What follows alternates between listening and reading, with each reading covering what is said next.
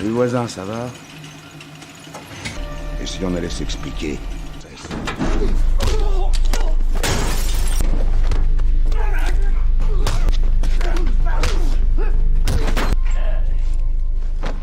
Je m'appelle Phil Broker. J'ai passé des années à vivre sous d'autres noms, à serrer des mains que j'aurais préféré casser, à sourire à des criminels qui me tueraient s'ils voyaient la moindre fêlure dans le masque. Agent de la DEA, j'ai infiltré un gang de bikers en m'asseyant avec eux, en roulant avec eux, en les regardant rire au-dessus de tables couvertes de poudre et d'armes.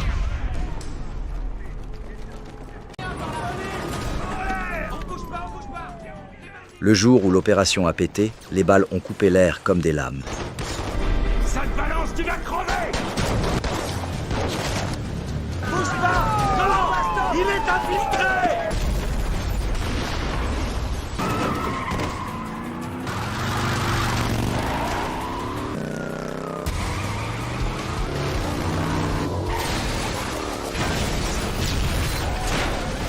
Lâche ton arme!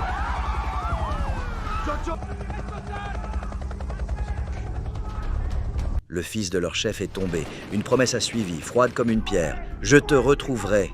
Je n'ai pas oublié. On n'oublie jamais ce genre de regard. Alors j'ai tout rangé dans une boîte. J'ai pris ma fille, Maddy, et j'ai déménagé dans une petite ville qui sent la pluie et le bois humide, la vie simple, les matins d'école, les « Comment s'est passée ta journée ?» J'y crois encore. La première fissure arrive dans une cour d'école. Un gamin plus grand la cherche, la pousse. Maddy n'est pas du genre à baisser la tête. Il vole, s'écroule, né en sang. Ce n'est pas la gentillesse que je lui ai apprise, mais c'est l'instinct que je lui ai donné. J'arrive tout de suite. C'est pas possible de faire ça. Moi, ce que je veux, c'est qu'on règle ça et tout de suite. Oui, c'est lui le père de cette gosse, c'est vous le père? Maddy n'a rien. Ouais, c'est nous qu'on Elle nous embête, attend. hein. Elle est à côté. J'en ai Vous marre. venez avec moi? Qu'est-ce qui s'est passé? Je lui ai demandé 2 fois d'arrêter, comme t'as dit. C'est un peu ma faute. C'est moi qui lui ai appris à se défendre toute seule. Pourquoi il est venu m'embêter? Les parents débarquent, outrés, la mère maigre et nerveuse, les yeux acérés par trop de nuits blanches. Le père gonflé d'orgueil mauvais. Il m'encercle sur le parking, parle fort, menace. J'essaie d'éteindre le feu. Chope-le, Jimmy! Vas-y! Éloignez-vous! Vous voyez pas qu'il va tuer? Est-ce que vous attendez pour Merci, le ça coffret? suffit! Je ne le blesse pas, je le préviens. Ça suffit pour en faire un ennemi. La ville est petite. Les rancunes circulent plus vite que les nouvelles. Le shérif me rappelle de garder mon tempérament en laisse. Son regard me jauge, comme s'il cherchait la faille qui lui permettrait de me mettre dans une case. Je lui réponds sans agressivité. Je veux la paix. Je la mérite, peut-être. Tu l'as laissé nous ridiculiser devant tout le monde. T'as J'ai perdu l'équilibre. Vas-y, Je te dis que t'as pas de couilles, t'as compris? Je te revois par terre, on aurait dit une gonzesse. La mère du gamin bousculé, celle au regard acide, a un frère. Un type qu'ici on appelle Gator. La ville parle de lui à voix basse. Petit empire de méthamphétamine, grand égo. La certitude que la boue des marais peut rendre invisible. Elle lui demande de me donner une leçon. Pour elle, je ne suis qu'un étranger qui fait le malin. Pour lui, je vais devenir une opportunité. Le lendemain matin, je me rends au chantier de Jimmy. Je garde les mains bien en vue et la voix basse. Propose quoi pour qu'on n'en parle plus? Faudrait que tu présentes des excuses. Je m'excuse pour ce qui s'est passé. Tu t'excuses vraiment? Oui, alors on est qui, Jimmy? Ouais. Deux types me suivent jusqu'à la station essence. Finir, me déboîter. Ça y est, je peux me servir? Je termine. Moi, je te dis que si.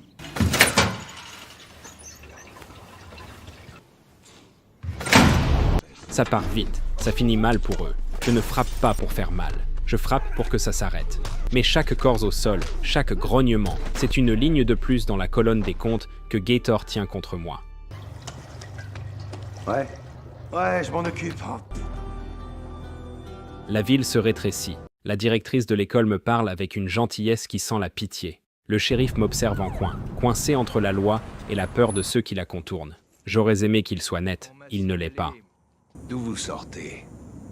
Vous êtes un témoin sous protection? Vous êtes Un ancien militaire, un ancien flic, un ancien quoi? À partir d'aujourd'hui, je vous ai à l'œil.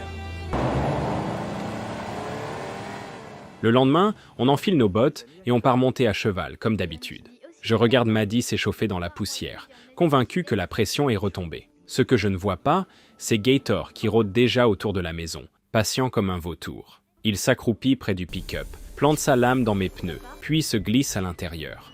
Il fouille, soulève les planches, ouvre mes cartons. Il trouve ce qu'il cherche, des traces de mon ancienne vie, les pièces que je gardais au cas où l'enfer prendrait la route jusqu'à notre porte. Il comprend qui je suis. Il ne comprend pas encore ce que cela implique. Quand on revient, Maddie parcourt la maison en appelant son chat. Rien. Elle me demande si je l'ai vu. Je lui dis non, et en sortant vérifier la cour, je remarque l'affaissement du caoutchouc, la jante trop basse. 2 pneus crevés. Quelqu'un est venu. Mon ventre se serre. La trêve qu'on espérait n'a jamais existé. Pendant ce temps, Gator appelle son ex, Cheryl, serveuse dans un bar bien connecté au bas-fond, et l'invite chez lui pour comploter. Il lui déroule tout ce qu'il a trouvé sur moi. Mes identités passées, mon travail d'agent infiltré, comment j'ai aidé à démonter le réseau de Danny. Leur idée est simple et sale. Se rapprocher du vieux pour relancer la vendetta, et en échange, Danny laissera Gator écouler de la cam en gros, tranquille. Cheryl prévient que le vieux n'est pas un type à amadouer, qu'il peut les retourner en 1 seconde. Gator lui répond qu'elle n'a qu'à le charmer un peu, que dès que la marchandise circulera, ils seront tous les 2 riches. Elle s'exécute. Elle se rend jusqu'au relais de Danny et remet mes documents à son homme de main.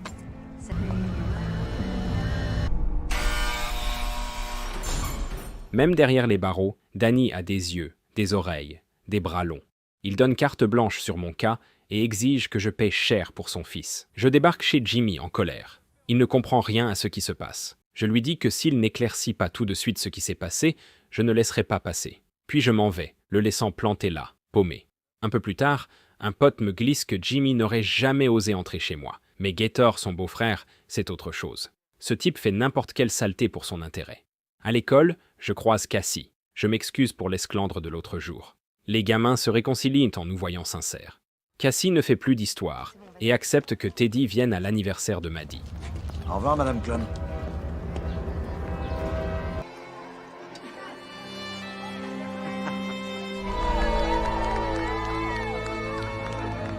Quand la fête se termine, je les salue poliment tous les 2. Évidemment, ça remonte aux oreilles de Gator. Il débarque chez sa sœur et lui ordonne de m'éviter, même si ça veut dire garder la rancune initiale. Teddy surprend la dispute sans le vouloir.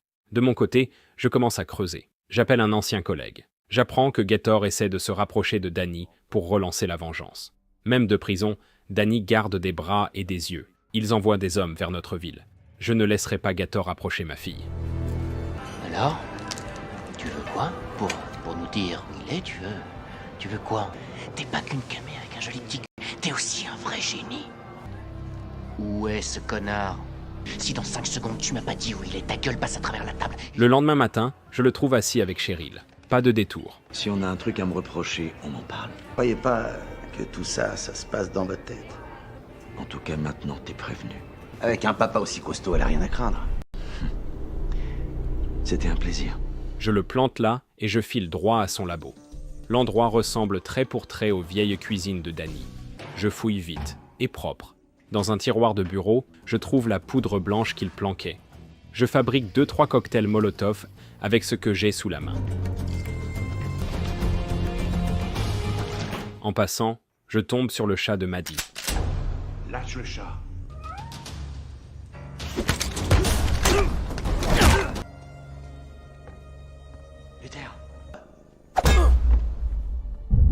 Quand je rouvre les yeux, les mêmes 2 gars que j'ai corrigés à la station-service. Mains liées, ils s'amusent, lavent leur humiliation de l'autre fois. Je serre les dents. Et puis l'un lâche qu'ils s'en prendront à ma fille. Là, c'est fini pour eux.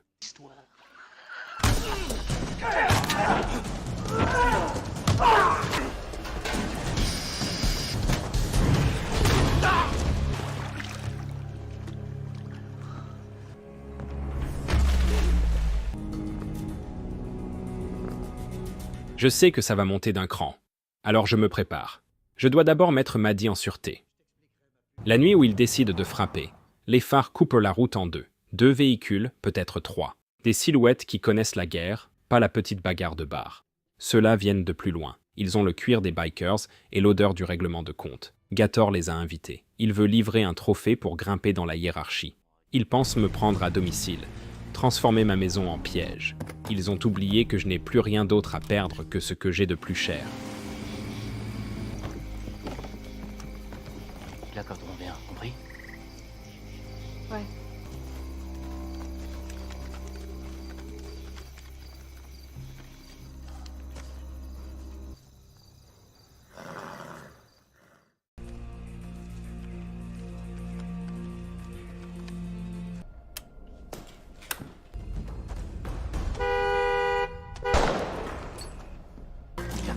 Maddy! Papa, c'était quoi? Tu descends de cachet et tu bouges pas. Je me déplace sans bruit. Je tire seulement quand je suis sûr. Le bois éclate. Je n'ai pas le luxe de la colère. Je n'ai que la nécessité. Pendant que je retenais les loups, ils ont tendu la main vers l'agneau.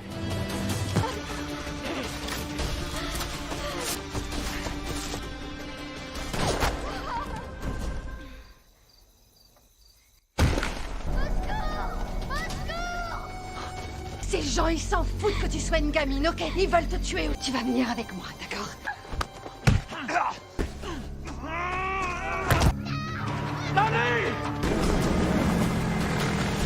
Les flics débarquent. Je leur dis « effraction, attaque, enlèvement ». Quelques secondes plus tard, le chef me tend la radio. Maddy est en ligne, paniquée. Je la rassure. La personne qui t'a enlevé, tu la connais? Non, je l'ai jamais vu. Ils vont te faire sortir. Il faut que tu caches le téléphone. Pas de grosse vérité. Et on s'arrête dans une espèce de hangar. Je pige tout de suite. Le labo de Gator. J'embarque une voiture de patrouille et je fonce à l'entrepôt. Cheryl, livide, raconte à Gator que j'ai étalé tout le monde et qu'elle s'est repliée ici avec ma fille. T'as amené sa fille ici? Mais t'es demeuré? Gator blêmit. Il sait que je viendrai la chercher. Cheryl le traite d'idiot. À ce moment-là, Cassie et son mari surgissent et lui demandent des comptes. Ce sont des durs, pas des tueurs. Ils ne veulent pas d'un drame mafieux. Dans le vacarme, Cassie reconnaît la voix de Maddy quelque part dans le bâtiment.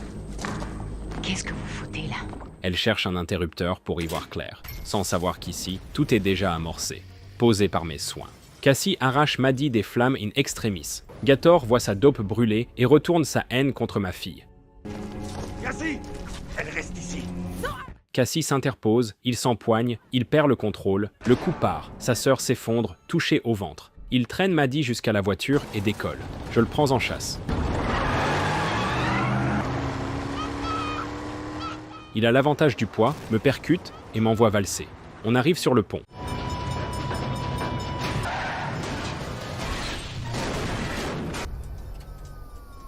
Gator sort, furieux, l'arme à la main, décidé à me finir. Remonte tout de suite dans la bagnole! Alors, tu sens que ça fume? Tout ça, ça se passe dans ma tête, hein, c'est ça? Mon doigt trouve la détente, puis je vois Maddy. Je baisse l'arme. Je ne ferai pas ça devant elle. Les sirènes encerclent le pont. Cheryl et Gator montent, menottés. Cassie respire encore, vivante par miracle. Pour moi, ce n'est pas clos. Je vais voir Danny en prison. J'ai hâte que tu sortes, Danny. Faut qu'on se parle.